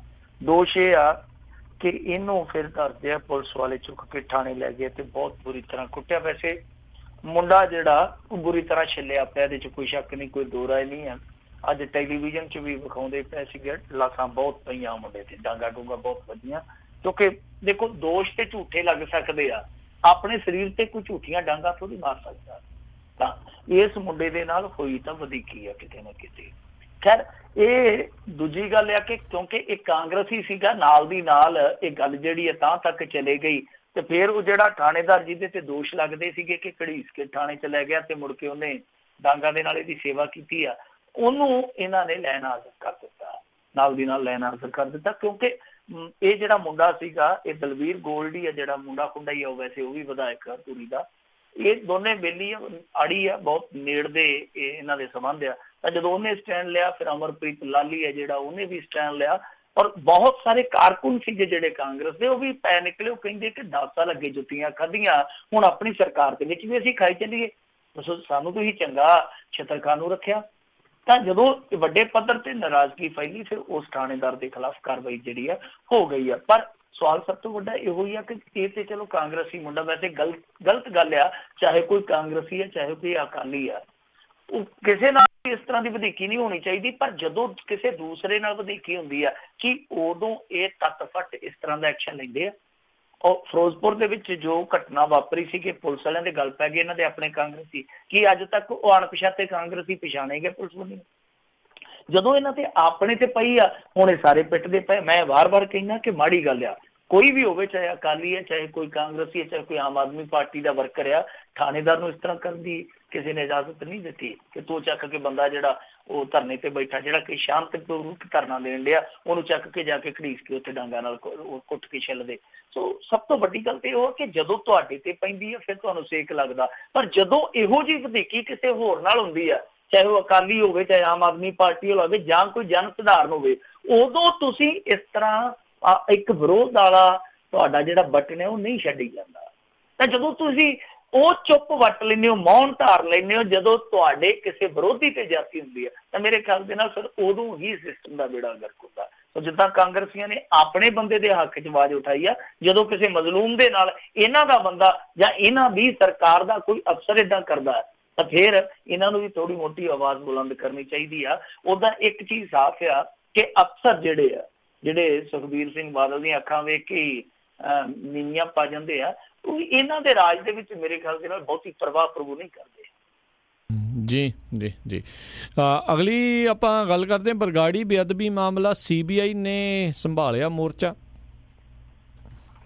ਬੜੀ ਦੇਰ ਕਰਦੀ ਮਿਹਰਬਾਨ ਤੇ ਆ ਤੇ ਕਿੰਨੇ ਦਿਨ ਹੋ ਗਏ ਆ, ਕਹਿੰਦੇ ਜੀ ਪ੍ਰੇਮੀ ਫੜੇ ਆ, ਪ੍ਰੇਮੀ ਫੜੇ, ਉਹਨਾਂ ਨੂੰ ਪ੍ਰੇਮ ਨਾਲ ਰੱਖਿਆ ਹੋਇਆ ਪੰਜਾਬ ਪੁਲਿਸ ਨੇ, ਇਹ ਆਈ ਨਹੀਂ ਡੀਕਦੇ ਰਹੇ। ਹੁਣ ਅੰਤ ਦੇ ਵਿੱਚ ਅੱਜ ਕਹਿੰਦੇ ਆ ਕਿ ਦੁਪਹਿਰੇ ਇਹਨਾਂ ਦੀ ਆਮਦ ਹੋ ਗਈ ਆ। ਹੁਣ ਕਿ ਇਹ CBI ਕਿਸ ਨਤੀਜੇ ਤੇ ਪਹੁੰਚਾਉਂਦੀ ਇਸ ਮਾਮਲੇ ਨੂੰ, ਕਿਉਂਕਿ ਦੇਖੋ ਪੰਜਾਬ ਪੁਲਿਸ ਨੇ ਹੱਥ ਖੜੇ ਕਰ ਦਿੱਤੇ ਸੀ ਕਿਸੇ ਦੇ ਤੌਰ ਤੇ, ਹਾਲਾਂਕਿ ਪਹਿਲਾਂ ਤੇ ਉਹ ਮੰਨੇ ਹੀ ਨਹੀਂ, ਇਹ ਆ ਜੀ ਉਹ ਆ। ਸਾਡੀਆਂ ਇੱਥੋਂ ਦੀਆਂ ਅਖਬਾਰਾਂ ਇਸ ਮਾਮਲੇ ਦੇ ਵਿੱਚ ਨੰਬਰ ਲੈ ਗਈਆਂ ਕਿ ਜੋ ਪੁਲਿਸ ਨੇ ਬਾਅਦ ਚ ਸਾਫ਼ ਕੀਤਾ, ਅਖਬਾਰਾਂ ਨੇ 5-7 ਦਿਨ ਪਹਿਲਾਂ ਹੀ ਸਾਫ਼ ਕਰ ਦਿੱਤਾ ਸੀਗਾ। ਅਖਬਾਰਾਂ ਨੇ ਗ੍ਰਿਫਤਾਰੀ ਵੀ ਪਹਿਲਾਂ ਦੱਸੀ ਕਿ ਬੰਦੇ ਗ੍ਰਿਫਤਾਰ ਕਰ ਲਏ ਗਏ ਆ। ਅਖਬਾਰਾਂ ਨੇ ਸਭ ਤੋਂ ਪਹਿਲਾਂ ਇਹ ਦੱਸਿਆ ਕਿ ਸਰੂਪ ਜਿਹੜੇ ਆ ਉਹ ਡਰੇਨ ਦੇ ਵਿੱਚ ਸੁੱਟੇ। ਅਖਬਾਰਾਂ ਨੇ ਇਹ ਦਾਅਵਾ ਕਰ ਦਿੱਤਾ ਸੀਗਾ ਕਿ ਪੁਲਿਸ ਨੇ ਹੱਥ ਖੜੇ ਕਰਨੇ ਆ। ਤਾਂ ਮੈਂ ਮੰਨਦਾ ਕਿ ਇਸ ਮਾਮਲੇ ਦੇ ਵਿੱਚ ਮੀਡੀਆ ਨੇ ਖੋਜੀ ਪੱਤਰਕਾਰਤਾ ਦਾ ਇੱਕ ਨਵਾਂ ਮੁਕਾਮ ਸਿਰਜਿਆ। ਖੈਰ ਜਿਹੜੀ ਚੀਜ਼ ਹੁਣ ਪੰਜਾਬ ਪੁਲਿਸ ਨੇ ਖਤਮ ਕਰ ਦਿੱਤੀ ਆ ਕਿ ਦੇਖੋ ਜੀ ਇਹ ਜਿਹੜੀ ਸੰਭਾਵਨਾ ਸੀਗੀ ਕਿ ਗੁਰੂ ਸਾਹਿਬ ਦੇ ਸਰੂਪ ਦੇ ਕੋਈ ਬਚੇ ਖੁਚੇ ਅੰਗ ਹੈ ਜਿਹੜੇ ਉਹ ਬਰਾਮਦ ਹੋ ਜਾਣਗੇ, ਉਹ ਤੇ ਹੁਣ ਗੱਲ ਹੋ ਗਈ ਆ ਖਤਮ। ਤਾਂ ਉਸ ਸੂਰਤ ਦੇ ਵਿੱਚ CBI ਨੇ ਆ ਕੇ ਮੋਰਚਾ ਸੰਭਾਲਿਆ, ਉਹਨਾਂ ਦੀ ਟੀਮ ਅੱਜ ਪਹੁੰਚ ਗਈ ਆ। ਉਹ ਹੁਣ ਇਹ ਗ੍ਰਿਫਤਾਰ ਬੰਦੇ ਆ ਜਿਹੜੇ ਉਹਨਾਂ ਨੂੰ ਨਿਚੋੜ ਕੇ ਦੇਖੂਗੀ, ਉਹਨਾਂ ਨੂੰ ਰਿੜਕ ਕੇ ਦੇਖੂਗੀ ਕਿ ਕੀ ਗੱਲ ਬਣਦੀ ਆ। ਪਰ ਮੇਰੇ ਖਿਆਲ ਦੇ ਨਾਲ ਜੇ ਪੁਲਿਸ ਨਹੀਂ ਉਹਨਾਂ ਨੂੰ ਹਿਲਾ ਸਕੀ, ਉਹਨਾਂ ਤੋਂ ਇਹ ਰਾਜ਼ ਨਹੀਂ ਉਗਲਵਾ ਸਕੀ ਜਾਂ ਗੁਰੂ ਸਾਹਿਬ ਦੇ ਸਰੂਪ ਬਰਾਮਦ ਨਹੀਂ ਕਰਵਾ ਸਕੀ, ਤਾਂ ਫਿਰ CBI ਦਾ ਵੀ ਜ਼ੋਰ ਨਹੀਂ ਚੱਲਣਾ। ਹੁਣ ਦੂਜੀ ਗੱਲ ਇਹ ਆ ਕਿ ਜੇ CBI ਮੰਨ ਲਓ ਇਹਨਾਂ ਤੋਂ ਉਲਟ ਕੋਈ ਕੰਮ ਕਰ ਜਾਂਦੀ ਤੇ ਫਿਰ ਇਹਨਾਂ ਦੀ ਕੀਤੀ ਕਤਰੀ ਆ ਜਿਹੜੀ ਉਹ ਬਿਲਕੁਲ ਹੀ ਮਿੱਟੀ ਹੋ ਜਾਣੀ ਹੈ। ਖੈਰ ਹੁਣ ਆਖਰੀ ਹੋਪ ਹੈ ਜਿਹੜੀ ਉਹ CBI ਦੀ ਇਨਵੈਸਟੀਗੇਸ਼ਨ ਆ ਕਿ ਜੇ CBI ਨੇ ਇਹਨਾਂ ਤੋਂ ਕੁਝ ਸੱਚ ਉਗਲਵਾ ਲਿਆ ਜਾਂ ਗੁਰੂ ਸਾਹਿਬ ਦਾ ਜਿਹੜਾ ਚੋਰੀ ਹੋਇਆ ਸਰੂਪ ਉਹ ਬਰਾਮਦ ਕਰਵਾ ਲਿਆ ਤੇ ਗੱਲ ਬਣ ਜਾਊ। ਨਹੀਂ ਤੇ ਇਸ ਕੇਸ ਨੂੰ ਵੀ ਤੁਸੀਂ ਉਦਾਂ ਦਾ ਹੀ ਸਮਝ ਲਓ ਜਿੱਦਾਂ ਦਾ ਮੋੜ ਬੰਬ ਧਮਾਕੇ ਦਾ ਹਸ਼ਰ ਹੋਇਆ। ਤਾਂ ਏਦਾਂ ਦਾ ਹਸ਼ਰ ਇਹਦਾ ਤੈਅ ਮੰਨ ਕੇ ਚਲੋ, ਕਿਉਂਕਿ ਜਦੋਂ ਤੱਕ ਗੁਰੂ ਸਾਹਿਬ ਦਾ ਸਰੂਪ ਹੈ ਜਿਹੜਾ ਉਹ ਬਰਾਮਦ ਨਹੀਂ ਹੁੰਦਾ ਜਾਂ ਉਹਨੂੰ ਨਸ਼ਟ ਕੀਤੇ ਦਾ ਕੋਈ ਠੋਸ ਸਬੂਤ ਨਹੀਂ ਲੱਭਦਾ, ਉਦੋਂ ਤੱਕ ਇਹ ਕੇਸ ਠਹਿਰਨਾ ਹੀ ਨਹੀਂ। ਪਰ ਇਸ ਮਾਮਲੇ ਦੇ ਵਿੱਚ ਇੱਕ ਜਾਂਚ ਪੜਤਾਲ ਜਿਹੜੀ ਆ ਉਹ ਹੋਰ ਦੂਜੇ ਐਂਗਲ ਤੋਂ ਕਰਨੀ ਬਣਦੀ ਹੈ। ਉਹ ਕੀ ਆ, ਦੇਖੋ ਇਹਨਾਂ ਦਾ ਦਾਵਾ, ਵੈਸੇ ਤੇ ਦਾਵਾ ਜਿਹੜਾ ਉਹ ਮੀਡੀਆ ਦੇ ਵਿੱਚ ਇਹ ਖਬਰਾਂ ਜਿਹੜੀਆਂ ਉਹ ਪ੍ਰਮੁਖਤਾ ਦੇ ਨਾਲ ਲੱਗੀਆਂ, ਪਰ ਇਹਨਾਂ ਦਾ ਵੀ ਦਾਵਾ, ਪੁਲਿਸ ਵਾਲਿਆਂ ਦਾ ਵੀ ਇਨਵੈਸਟੀਗੇਸ਼ਨ ਦੇ ਵਿੱਚ ਦਾਵਾ ਕਿ ਇਹ ਜਿਹੜੇ ਬੰਦੇ ਗ੍ਰਿਫਤਾਰ ਕੀਤੇ ਆ ਇਹ ਕਹਿੰਦੇ ਆ ਕਿ ਜਦੋਂ ਅਸੀਂ ਗੁਰੂ ਸਾਹਿਬ ਦੇ ਸਰੂਪ ਚੋਰੀ ਕੀਤੇ ਸਨ ਤਾਂ ਚੋਰੀ ਕਰਨ ਦੀ ਘਟਨਾ ਨੂੰ ਅੰਜਾਮ ਦੇਣ ਤੋਂ ਪਹਿਲਾਂ ਸਾਨੂੰ ਹਥਿਆਰ ਮੁਹੱਈਆ ਕਰਵਾਏ ਗਏ ਸੀਗੇ, ਔਰ ਉਹ ਹਥਿਆਰ ਮੁਹੱਈਆ ਕਰਵਾਏ ਗਏ ਸੀਗੇ ਸਰਸੋਂ ਦੇਸੀ ਹਥਿਆਰ ਸੀ, ਇੱਕ ਪਿਸਤੌਲ ਸੀਗਾ, 10-10 ਕਾਰਤੂਸ ਸੀਗੇ। ਬਾਅਦ ਦੇ ਵਿੱਚ ਕਹਿੰਦੇ ਕਿ ਅਸੀਂ ਇਸ ਘਟਨਾ ਨੂੰ ਅੰਜਾਮ ਦੇ ਕੇ ਉਹ ਹਥਿਆਰ ਜਿਹੜੇ ਉਹ ਰਾਜਸਥਾਨ ਦੇ ਇੱਕ ਡੇਰੇ 'ਚ ਫੜਾ ਕੇ ਆਏ ਆ। ਤਾਂ ਇਸ ਐਂਗਲ ਤੋਂ ਵੀ ਜਾਂਚ ਪੜਤਾਲ ਜਿਹੜੀ ਆ ਕਰਵਾਉਣੀ ਚਾਹੀਦੀ ਆ। ਜੇ ਇਸ ਸਾਜ਼ਿਸ਼ ਦੇ ਪਿੱਛੇ ਇਹ ਹਥਿਆਰਾਂ ਵਾਲੀ ਥਿਊਰੀ ਨਿਕਲਦੀ ਆ, ਫਿਰ ਇਹਦਾ ਮਤਲਬ ਆ ਕਿ ਸਾਜ਼ਿਸ਼ ਪੰਜਾਬ ਤੱਕ ਸੀਮਤ ਨਹੀਂ ਸੀ, ਸਾਜ਼ਿਸ਼ ਦੀ ਜਿਹੜੀ ਪੈੜ ਆ ਉਹ ਗਾਂਹ ਤੱਕ ਵੀ ਜਾਂਦੀ ਸੀ।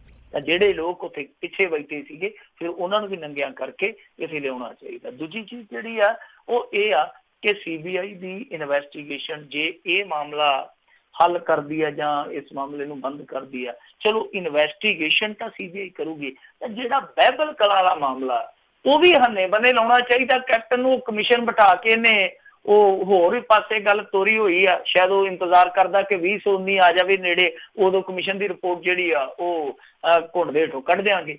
ਤਾਂ ਮੇਰੇ ਖਿਆਲ ਦੇ ਨਾਲ ਜੇ ਨਹੀਂ ਇਹ ਕੁਝ ਕਰ ਸਕਦੇ ਤਾਂ ਘੱਟੋ ਘੱਟ ਉਸ ਮਾਮਲੇ ਦੀ ਜਾਂਚ ਪੜਤਾਲ ਵੀ CBI ਨੂੰ ਦੇ ਦੇਣ।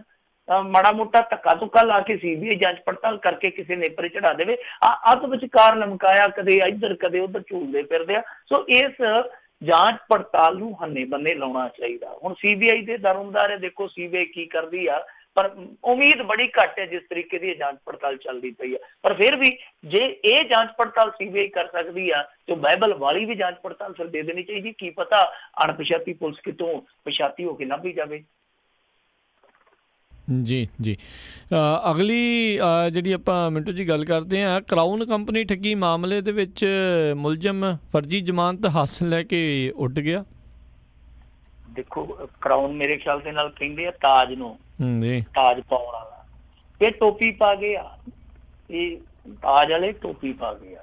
ਟੋਪੀ ਇਕੱਲੇ ਨਿਵੇਸ਼ਕਾਂ ਨੂੰ ਨਹੀਂ ਪਾ ਕੇ ਗਏ, ਇਨਵੈਸਟਰਸ ਨੂੰ ਨਹੀਂ ਪਾ ਕੇ ਗਏ, ਬਲਕਿ ਅਦਾਲਤ ਨੂੰ ਵੀ ਟੋਪੀ ਪਾ ਗਏ। ਔਰ ਟੋਪੀ ਕਿਸ ਤਰੀਕੇ ਨਾਲ ਪਾਈ ਆ, ਬੜੀ ਦਿਲਚਸਪ ਕਹਾਣੀ ਹੈ। ਅਸਲ ਦੇ ਵਿੱਚ ਕਰਾਊਨ ਕੰਪਨੀਆਂ ਨੇ ਜਿਹੜੀ ਨੇ ਮਾਲਵੇ ਦੇ ਵਿੱਚ ਬੜੀ ਠੱਗੀ ਠੋਰੀ ਮਾਰੀ ਆ। ਇਹ ਜ਼ਿਆਦੀਆਂ ਚਿੱਟ ਫੰਡ ਕੰਪਨੀਆਂ ਨੇ ਜਿਹੜੀਆਂ ਮਾਲਵੇ 'ਚ ਲੁਕਰੀ ਲਾਉਂਦੀਆਂ। ਲੋਕ ਥੋੜੇ ਜਿਹੇ ਘੱਟ ਪੜ੍ਹੇ ਲਿਖੇ ਆ, ਲੋਕ ਛੇਤੀ ਝਾਂਸੇ 'ਚ ਆ ਜਾਂਦੇ ਆ। ਤਾਂ ਇੱਧਰ ਇਹ ਕੰਪਨੀਆਂ ਬੜੀ ਛੇਤੀ ਉੱਠੀਆਂ, ਬਹੁਤ ਠੱਗੀਆਂ ਮਾਰ ਕੇ ਗਈਆਂ। ਤਾਂ ਇਹ ਜਿਹੜੀ ਕੰਪਨੀ ਸੀ ਇਹਨੇ ਵੀ ਕਾਫੀ ਇਸ ਤਰ੍ਹਾਂ ਦਾ ਤਾਂਡਵ ਕੀਤਾ। ਬਾਅਦ ਦੇ ਵਿੱਚ ਇਹਨਾਂ ਦੇ ਬੰਦੇ ਫੜੇ ਗਏ, ਇੱਕ MD ਇਹਨਾਂ ਦਾ ਗ੍ਰਿਫਤਾਰ ਹੋਇਆ ਸੀਗਾ। ਤੁਸੀਂ ਹਿਸਾਬ ਲਾ ਲਓ ਕਿ ਠੱਗੀ ਕਿਸ ਪੱਧਰ ਤੇ ਮਾਰੀ। 400 ਕੇਸ ਦਰਜ ਹੋਇਆ ਉਹਦੇ ਤੇ, 400 ਟ੍ਰਿਬਿਊਨ ਦੇ ਵਿੱਚ ਅੱਜ ਮੇਰੇ ਖਿਆਲ ਦੇ ਨਾਲ ਰਿਪੋਰਟ ਵੀ ਲੱਗੀ ਆ ਇਹਦੇ ਤੇ। 400 ਕੇਸ ਦਰਜ ਹੋਇਆ ਸੀ। ਹੁਣ ਉਹ ਬੰਦਾ ਜਿਹੜਾ ਜ਼ਮਾਨਤ ਲੈ ਕੇ ਲੱਭਦਾ ਨਹੀਂ ਪਿਆ। ਦੱਸਦੇ ਇਹ ਆ ਕਿ ਸ਼ਾਇਦ ਉਹ ਸਮੁੰਦਰਾਂ ਤੋਂ ਪਾਰ ਉੱਡ ਗਿਆ, ਉੱਥੇ ਹੀ ਸ਼ਾਇਦ ਉੱਡ ਗਿਆ ਜਿੱਥੇ ਨੀਰਵ ਮੋਦੀ ਉੱਡ ਗਿਆ, ਉਸੇ ਅਸਮਾਨ 'ਚ ਉੱਡ ਗਿਆ। ਨਾ ਨੀਰਵ ਮੋਦੀ ਦੀ ਸੰਭਾਵਨਾ ਤੇ ਨਾ ਇਹਦੀ ਕੋਈ ਸੰਭਾਵਨਾ ਜਾਪਦੀ ਆ। ਅਸਲ ਦੇ ਵਿੱਚ ਹੋਇਆ ਕੀ ਆ ਕਿ ਹਾਈ ਕੋਰਟ ਦੇ ਵਿੱਚ ਜਾ ਕੇ ਇਸ MD ਨੇ ਆਖਿਆ ਕਿ ਜੇਕਰ ਤੁਸੀਂ ਮੈਨੂੰ ਜੇਲ੍ਹ ਦੇ ਵਿੱਚੋਂ ਬਾਹਰ ਕੱਢ ਦੇਵੋ ਤੇ ਜਿੰਨੇ ਨਿਵੇਸ਼ਕ ਆ ਮੈਂ ਉਹਨਾਂ ਦਾ ਨਵਾਂ ਜਿਹੜਾ ਮੋੜ ਦੂੰਗਾ। ਉਹਨਾਂ ਨੇ ਕਿਹਾ ਕਿ ਚਲੋ ਠੀਕ ਆ। ਉਹਨਾਂ ਨੇ ਜ਼ਮਾਨਤ ਦੇ ਆਰਡਰ ਕਰ ਦਿੱਤੇ। ਹਾਈ ਕੋਰਟ ਜ਼ਮਾਨਤ ਦੇ ਆਰਡਰ ਕਰਦਾ, ਬੇਲ ਬਾਉਂਡ ਜਿਹੜਾ ਭਰਨਾ ਹੁੰਦਾ ਉਸ ਅਦਾਲਤ 'ਚ ਜਾ ਕੇ ਭਰਨਾ ਹੁੰਦਾ ਜਿੱਥੇ ਟ੍ਰਾਇਲ ਚੱਲਦਾ ਹੋਵੇ ਜੀ। ਤਾਂ ਹੇਠਲੀ ਅਦਾਲਤ 'ਚ ਜਾ ਕੇ ਇਹਨਾਂ ਨੇ ਜ਼ਮਾਨਤ ਭਰੀ ਹੈ। ਦੱਸਦੇ ਆ ਕਿ ਜਿਹੜੇ ਜ਼ਮਾਨਤੀਏ ਸੀ ਉਹ ਵੀ ਫਰਜ਼ੀ, ਜਿਹੜੀ ਜ਼ਮਾਨਤੀਆਂ ਨੇ ਬੌਂਡ ਦਿੱਤੇ ਸੀ ਉਹ ਵੀ ਫਰਜ਼ੀ। ਪਰ ਹੱਦ ਦੀ ਗੱਲ ਆ ਕਿ ਜਿਹੜੇ ਆਧਾਰ ਕਾਰਡ ਲਾਏ ਸੀਗੇ, ਪਛਾਣ ਪੱਤਰ ਲਾਏ ਸੀ ਉਹ ਵੀ ਫਰਜ਼ੀ। ਸਾਰਾ ਕੁਛ ਫਰਜ਼ੀ ਦੇ ਕੇ ਤੇ ਆਪਣੀ ਮਰਜ਼ੀ ਦੇ ਨਾਲ ਨਿਕਲ ਗਏ ਸਾਹਿਬ। ਹੁਣ ਇਹ ਥਾਣੇਦਾਰ ਸਾਹਿਬ ਕਹਿੰਦੇ ਜੀ ਅਸੀਂ ਇਹਨਾਂ ਤੇ ਪਰਚਾ ਦਰਜ ਕਰ ਲਿਆ। ਪੁੱਛਿਆ ਕਾਹਦਾ ਪਰਚਾ? ਕਹਿੰਦੇ ਜੀ ਇਹਨਾਂ ਨੂੰ ਵਿਦੇਸ਼ ਭਜਾਉਣ ਦੀ ਇਮਦਾਦ ਕਰਨ ਦੇ ਦੋਸ਼ ਹੇਠ ਫਲਾਣੇ ਬੰਦੇ ਤੇ ਮਾਮਲਾ ਦਰਜ ਕਰ ਲਿਆ। ਇਹਨਾਂ ਥਾਣੇਦਾਰਾਂ ਨੇ ਇਹ ਬੰਦਾ ਕਿ ਜੇ ਕੋਈ ਆਮ ਬੰਦਾ ਭੱਠੀ ਦੇ ਕੇਸ 'ਚ ਫੜਿਆ ਜਾਂਦਾ ਤੇ ਉਹ ਆਖੇ ਕਿ ਮੈਂ ਦੁਬਈ ਜਾਣਾ, ਚਲੋ 2 ਸਾਲ ਲਾ ਆਉਣਾ, ਜੇ ਤੁਸੀਂ ਸਾਹਿਬ ਜੀ ਇਜਾਜ਼ਤ ਦਿਓ, ਤੇ ਉਹਦੀ ਰਿਪੋਰਟ ਤੇ ਲਿਖ ਦਿੰਦੇ ਆ ਕਿ ਇਹਨੂੰ ਪਾਸਪੋਰਟ ਨਾ ਦੇਣ ਦੀ ਸਿਫਾਰਿਸ਼ ਕੀਤੀ ਜਾਂਦੀ ਹੈ, ਮੋਟੇ ਅੱਖਰਾਂ 'ਚ। ਤੇ ਬੰਦਾ ਪੁੱਛੇ ਹੁਣ ਜੋ ਤੁਸੀਂ ਕਹਿੰਦੇ ਹੋ ਕਿ ਵਿਦੇਸ਼ ਉੱਡ ਗਿਆ ਤੇ ਮਦਦ ਕਰਨ ਵਾਲਿਆਂ ਦੇ ਖਿਲਾਫ ਅਸੀਂ ਕੇਸ ਦਰਜ ਕਰੀ ਜਾਂਦੇ ਆ, ਜਿੱਦਣ ਤੁਸੀਂ ਇਹਨਾਂ ਤੇ ਪਹਿਲਾਂ 400 ਕੇਸ ਦਰਜ ਕੀਤਾ ਸੀ ਉਦੋਂ ਤੁਹਾਨੂੰ ਪਤਾ ਨਹੀਂ ਸੀ ਇਹੋ ਜਿਹੇ ਬੰਦੇ, ਐਡੇ ਵੱਡੇ ਬੰਦੇ ਪਾਸਪੋਰਟ ਵੀ ਕਈ ਵਾਰ ਜੇਬ 'ਚ ਰੱਖੀ ਹੁੰਦੇ ਆ। ਤਾਂ ਤੁਸੀਂ ਉਦੋਂ ਇਹਨਾਂ ਦੇ ਪਾਸਪੋਰਟ ਇੱਥੇ ਟੇਬਲ 'ਚ ਰਖਾ ਲਓ। ਕਿੱਡੀ ਉਹ ਕਿਤੇ ਹੈਗਾ ਸੀ ਮਨ ਦਾ ਪਾਸਪੋਰਟ ਸੀਗਾ ਜਿਹੜਾ ਉੱਥੇ ਪੂਰਾ ਨਹੀਂ ਚਾਹੁੰਦਾ ਤੁਹਾਡੇ ਦਰਾਜ ਦੇ ਵਿੱਚ। ਸੋ ਇਹ ਬੜੀ ਅਜੀਬੋ ਗਰੀਬ ਦੀ ਗੱਲ ਆ। ਇੱਥੇ ਅਬੋਹਰ ਦੇ ਵਿੱਚ ਵੀ ਇਸੇ ਤਰ੍ਹਾਂ ਹੀ ਵਾਪਰਿਆ ਸੀਗਾ। ਬਹੁਤ ਵੱਡੀ ਠੱਗੀ ਉਹਨੇ ਵੀ ਨਿਵੇਸ਼ਕਾਂ ਨਾਲ ਮਾਰੀ ਸੀਗੀ। ਡੋਡੇ ਦਾ ਵੀ ਨਜ਼ਦੀਕੀ ਸੀਗਾ, ਉਦੋਂ ਅਕਾਲੀ ਭਾਜਪਾ ਸਰਕਾਰ ਦੇ ਇੱਕ ਤਤਕਾਲੀ ਮੰਤਰੀ ਦਾ ਵੀ ਬਹੁਤ ਨੇੜੂ ਸੀਗਾ, ਫੜਿਆ ਗਿਆ। 4-5 ਹਜ਼ਾਰ ਕਰੋੜ ਦੀ ਠੱਗੀ ਦਾ ਦੋਸ਼ ਸੀਗਾ ਉਹਦੇ ਤੇ। 24-25 ਮੁਕੱਦਮੇ ਦਰਜ ਹੋ ਗਏ ਸੀ। ਧੜ ਲੋਕੀ ਨਿਕਲ ਕੇ ਉਹਦੇ ਤੇ ਕੇਸ ਦਰਜ ਕਰਾ ਰਹੀ ਸੀ। ਅਚਾਨਕ ਕਹਿੰਦੇ ਕਿ ਉਹਨੂੰ ਜ਼ਮਾਨਤ ਮਿਲ ਗਈ ਆ। ਤੇ ਦੱਸਦੇ ਉਸ ਜ਼ਮਾਨਤ ਦੇ ਵਿੱਚ ਵੀ ਸਿਆਸੀ ਵਾਹ ਵਗੀ ਸੀਗੀ। ਅੱਜ ਤੱਕ ਪਤਾ ਨਹੀਂ ਲੱਗਿਆ ਉਹ ਬੰਦਾ ਕਿੱਥੇ ਉੱਡ ਗਿਆ। ਤੇ ਦੱਸਿਆ ਜਾਂਦਾ ਕਿ ਉਹ ਵੀ ਨਿਕਲ ਗਿਆ, ਬਾਹਰ ਨਿਕਲ ਗਿਆ। ਅਦਾਲਤਾਂ ਵੀ ਪਤਾ ਨਹੀਂ 400 ਕੇਸ ਵਾਲਿਆਂ ਨੂੰ ਜ਼ਮਾਨਤਾਂ ਦੇਈ ਜਾਂਦੀਆਂ। ਤੇ ਉਧਰ ਉਹ ਜਿਹੜਾ ਸਹਾਰਾ ਵਾਲਾ ਉਹ ਸਬਰੋਤੋ ਉਹ ਕਹਿੰਦੇ ਆ ਜੀ ਕਿ ਅਸੀਂ ਵੇਚ ਕੇ ਦਿੰਦੇ ਹਾਂ, ਤੇ ਸੁਪਰੀਮ ਕੋਰਟ ਕਹਿੰਦਾ ਨਹੀਂ, ਪਹਿਲਾਂ ਵੇਚੋ, ਵੇਚ ਕੇ ਨਿਵੇਸ਼ਕਾਂ ਦੇ ਪੈਸੇ ਦਿਓ, ਫਿਰ ਤੁਹਾਨੂੰ ਬੇਲ ਮਿਲੇਗੀ। ਤਾਂ ਇੱਥੇ ਤੱਕ ਵੀ ਨਹੀਂ, ਇੱਥੇ ਉਲਟਾ ਹੀ ਸਾਰੀ ਗੰਗਾ ਹੀ ਉਲਟੀ ਵਗੀ ਜਾਂਦੀ ਆ। ਤੋ ਇਹ ਬੜੀ ਅਜੀਬੋ ਗਰੀਬ ਦੀ ਸਥਿਤੀ ਹੈ। ਮੈਂ ਤੇ ਆਪ ਭੰਬਲ ਭੂਸੇ 'ਚ ਪਿਆ ਮੈਂ ਸਵੇਰ ਦਾ ਕਿ ਇਹ ਇਹੋ ਜਿਹੇ ਬੰਦਿਆਂ ਦਾ ਪਾਸਪੋਰਟ ਚੈੱਕ ਹੀ ਨਹੀਂ ਕਰਦੇ ਕਿ ਇਹਨਾਂ ਦੀ ਨਿਗਾਹ ਛੋਟੇ ਮੋਟੇ ਬੰਦਿਆਂ ਤੇ ਹੁੰਦੀ ਆ। ਸੋ ਇਹ ਮੁੜ ਕੇ ਕਹਿ ਦਿੰਦੇ ਆ ਕਿ ਨੀਰਵ ਮੋਦੀ ਦਾ ਪਾਸਪੋਰਟ ਰੱਦ ਕਰ ਦਿੱਤਾ। ਕਹਿੰਦਾ ਕਰ ਦਿਓ ਯਾਰ, ਕੁਲ 6 ਆ ਜਿਹੜਾ ਜੀ ਆ ਕੀਤਾ ਵਰਤੂਗਾ। ਜੀ ਜੀ ਜੀ। ਅਗਲੀ ਮਿੰਟੂ ਜੀ ਆਪਾਂ ਗੱਲ ਕਰਦੇ ਪੰਜਾਬ ਦੀਆਂ ਬੀਬੀਆਂ ਨੇ ਇੱਕ ਹੋਰ ਕੰਮ ਦੇ ਵਿੱਚ ਮੋਹਰੀ ਰਹਿ ਕੇ ਝੰਡਾ ਕੱਢਿਆ। ਹਾਂ ਦੇਖੋ, ਬੀਬੀਆਂ ਦੀ ਵਾਕਈ ਝੰਡੀ ਆ ਤੇ ਝੰਡੀ ਰਹਿਣੀ ਵੀ ਚਾਹੀਦੀ ਹੈ, ਬੁਲੰਦ ਰਹਿਣੀ ਚਾਹੀਦੀ ਹੈ ਝੰਡੀ। ਪੰਜਾਬ ਦੀਆਂ ਬੀਬੀਆਂ ਦਾ ਤੇ ਇੱਕ ਵੱਖਰਾ ਇਤਿਹਾਸ ਆ।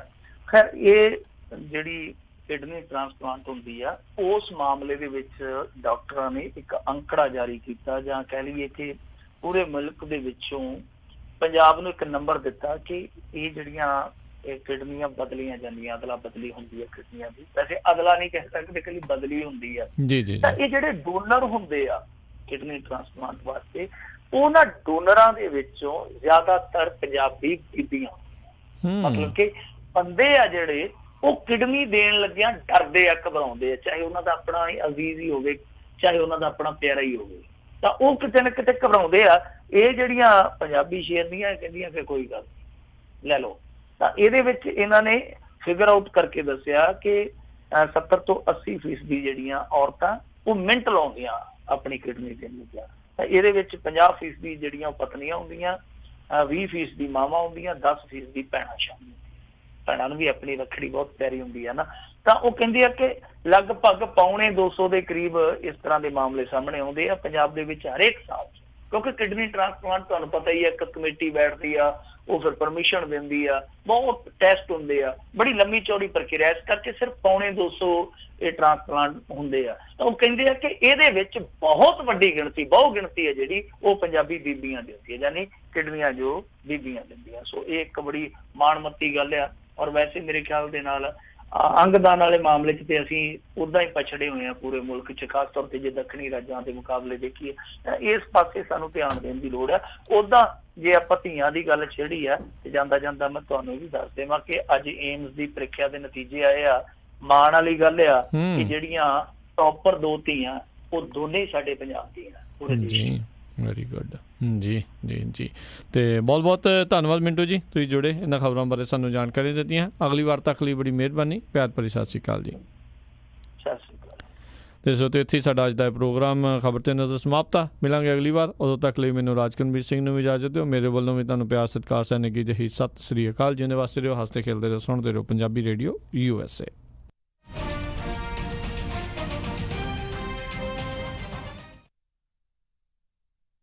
ਤੁਸੀਂ ਸੁਣ ਰਹੇ ਹੋ ਪੰਜਾਬੀ ਰੇਡੀਓ USA।